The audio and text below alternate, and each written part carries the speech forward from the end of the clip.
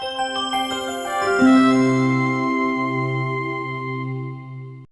hi everyone. I have with me Rohit Yadav. He is our CAT 21 student, CL student, and he has secured 99.3 percentile in his second attempt for CAT. So, Rohit, can we start with a brief profile? Is this the first, is the second attempt? What was the score in the first attempt? Your brief profile, where you're working and all. Okay. Hi everybody, I am Rohit Yadav. I am currently working in Indian Oil. I was a graduate in chemical engineering, BTech from IIT Roorkee. So was my second attempt for CAT. In my first attempt, I scored 97.4 percentile. However, my cutoff for English, I did not clear my cutoff for English, so I did not get any calls. But this time I've scored 99.3. Probably I'll get all the calls that I wish for, and maybe convert them, hopefully. What was one major difference between the CAT first attempt and CAT second attempt? What were the learnings you carried from CAT 1 to CAT 21? During my first attempt, being an engineer, I was always good in quantitative ability. Mhm. But I was shaky in verbal ability and DI. But I used to clear cutoffs for DI every time. Mhm. But English was something that either I used to excel in it, or I used to fail miserably. So on CAT 2020, I failed miserably in English, and I mean, then I had to. Then I was for some time did not prepare anything. I was like fed up with this, and but then I started again, and this time I joined the VARC 1000 course by Jijo sir, Okay. Okay. and he taught me the art of reading actually, how you read and comprehend things. And after that, it was a good journey. I did pretty well in English this time. English was one of the reasons that I got such a good percentile. What was your English percentile? English percentile was 98.5. Okay. Now tell me more about the slot which in which you have taken the exam and your experience on the D-Day. My exam was slot 2. The experience was good. I was while doing English, the passages were pretty easy. So as Jesus sir says, that you read a passage, you Mm-hmm. read a question, you read the options. Mm-hmm. Either you either you get to know the answer, or you don't get to know the answer. So once you know the answer, you mark it. If no, you skip it. So I just followed that strategy. uh, I did good. I think I had 17 attempts in verbal ability, and I knew I had done a good job. Then came DI. I attempted 14 questions. I knew that even if 2 to 3 were wrong, I had done a great job there. Then QA was simple.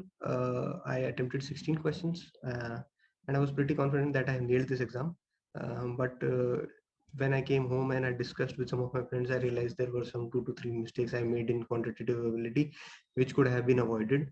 But it was overall a good experience. I felt the exam was on slightly on the easier side. Okay. All the three sections were slightly easy, I would say, compared to CAT 20. What was that problem in the quant section? What was there a silly mistake? Yes, there were a few silly mistakes I made. Actually, there was a question: two trains, they are crossing each other. Mm. So it mentioned after 69 seconds, Okay. and I thought the 69 seconds was from the beginning of the time, but it was 46 first and then 69.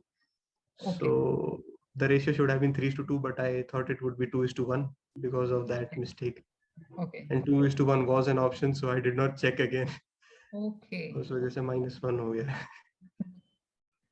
Anyways, so what's the lowest in mock you have gotten and maximum in mock? And how did you keep yourself motivated when certain mocks you were not able to score?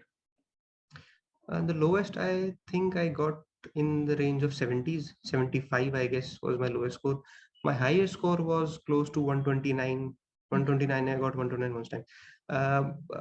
Whenever I had a bad mock, I just went back, analyzed what went wrong, and after I had done that, I did not pay any attention to it. I kept my focus only on the scores where I was performing greater than 100. But the only thing was that I did that was that you had to analyze what was wrong, what went wrong. Like for example, in English, you you marked answers to 3 questions in a passage, but 2 of them were wrong. So was there a mistake in your uncomprehension of the passage? So you go back and reread the passage again, and then you realize that this was a mistake. Or was it that you read the options in a haste, or you did not read the question properly? Because sometimes it is, if true, then this, except. So these negatives or double negatives, sometimes they come. So those things happen. So if if in a mock you score low, you go back, analyze, and forget about it, nothing else. So just keep moving on. Keep Okay. moving on. So tell us a trajectory of which month you started the preparation and which month was like, where you prepared the best and So actually, since it was my second attempt, so for the first attempt I joined CL in December itself, okay. December 19. Hmm. Classes started there and then, but 3 months into the program, COVID came Yes. and everything was shut down, lockdown. So 2 months no classes. Then from May onwards, classes started, and we prepared. This time, after CAT 20, I took a break for 2 to 3 months. Okay. I did not prepare anything during that time. After that, I started brushing up my concepts in QA slowly and steadily. Which month? And I knew that Which sorry, month you started? You said 2 to 3 months. So which month started back? okay, in March on. March onwards, I started doing, since I was good in maths, so I started just picking up topics, revising, and solving some questions. Uh, and I was waiting for the VRC 1000. I knew that this year I have to join that program. Okay. So for English, I was waiting for that program when CL rolls out that program. Okay. And when they did, I joined it. And from that time onwards, I was on full mode preparation. It was, I think, I guess, end July, and Correct. when we CL rolled out its VRC 1000. And that time onwards, I was preparing full time.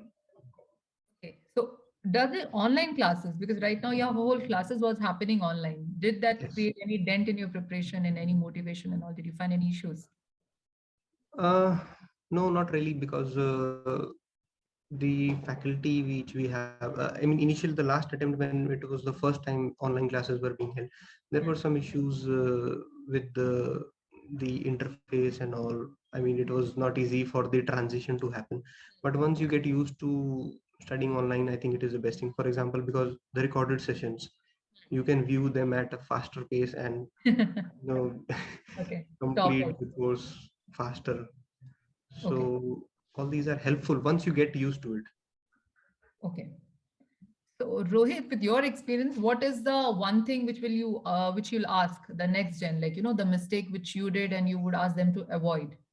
What will be your suggestion to the next? My suggestion: don't take any section lightly. I mean, even if you start scoring good, you have to keep brushing on your concepts again and again. And analysis of the mocks is very important.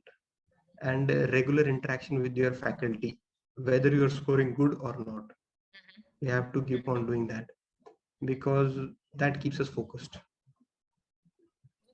Okay. Okay, Rohit. So that's all from this side. Thanks a lot. Thank you, ma'am. Thank you for this opportunity.